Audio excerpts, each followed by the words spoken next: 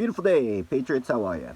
Today is day 38 of the 88 step program. It's April 7th. It's a Wednesday today. Let's talk about quitting. Never give up. Never give up. Never give up. Should we ever quit? How can we do the same exact... How can we do one thing and it be the opposite from each other? Let me see if I can explain this a little bit better. If you never give up, how could you quit at the same time?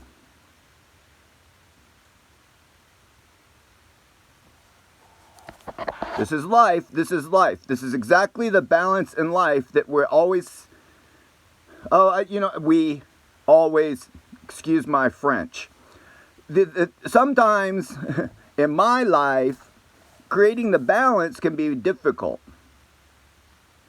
Let's say, my whole life, I was on what you like to call a spiritual journey. But some of the things that were keeping me away from experiencing that immensely was that I wanted to be cool when I was young. And even though I was able to live my lifestyle and continue on a spiritual journey, being cool kept me from diving into it all the way. And the reason was because I thought I could not be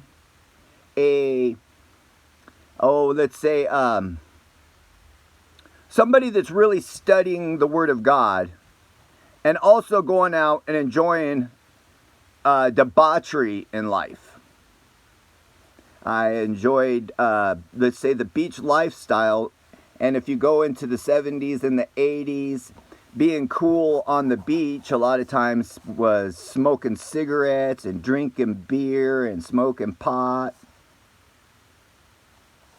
kissing the girls, being cool.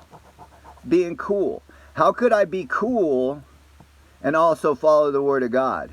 It just didn't make sense. I knew in my mind that the things that I were doing were not cool. By trying to be cool, I was doing actually the opposite, living the life of a fool. By trying to be cool and living in my head as being cool, having all my friends and circle of, telling me I'm cool, kept me from being able to really dig and dive into the Word of God. It was a lifestyle of a fool. So, should I never give up living my carefree lifestyle, or should I quit? Let's use a different example. During those years, for 31 years, I smoked cigarettes. 31 years. After a certain point in time, every cigarette smoker knows that it's not cool and that it becomes a burden and it becomes expensive and it works on your health. 30 years of smoking, trust me, I was feeling the effects of my health. And when you do something for such a long time, 31 years, it's very difficult to quit. Is that quiet or quit? Very difficult to quit. 31 years. When you're doing something for this long, your mind, let's say, wants to quit, but it really can't see the body, me itself. I could not see myself going out and starting a car without lighting a cigarette. It'd be just impossible. With another dozen to 2 dozen acts throughout the day that as soon as I would do that, I would light up a cigarette afterwards. So even though I wanted to quit, I couldn't see my mind in those positions in life. Like, how would I do and go throughout the day without, smoking a cigarette?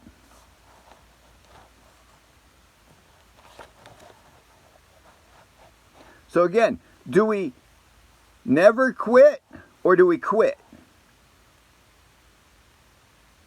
Do we never give up or do we quit? Can we do both at the same time? Can we never give up and quit at the exact same time?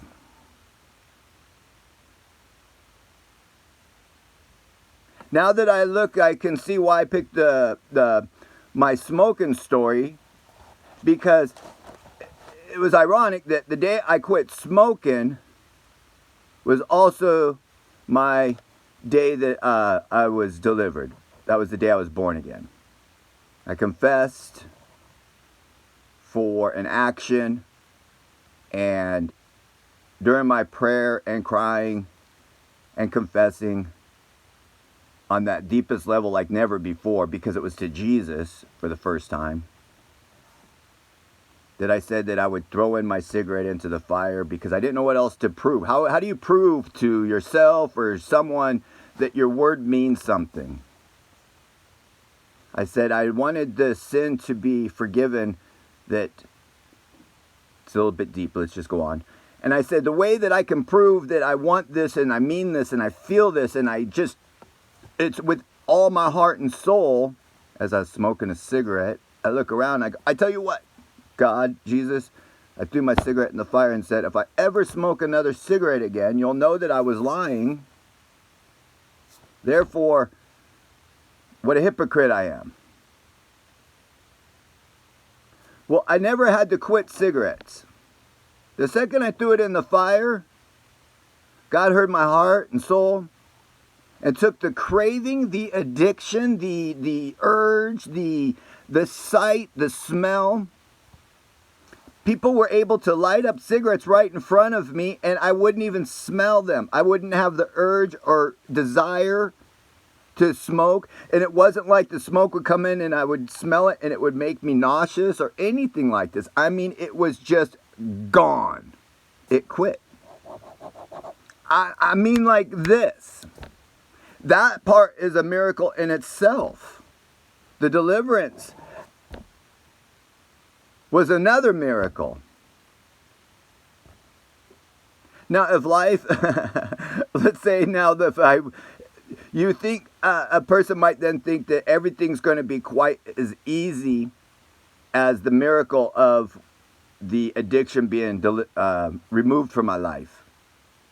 Life becomes then hard again, as it always was before, but with more focus and more intentions, with more lessons.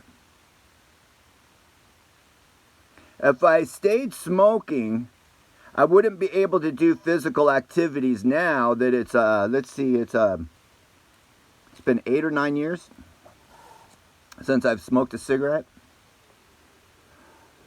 2012. So, I wouldn't be able to do physical activities, which then would limit me on a bunch of other things. I'd have health ailments.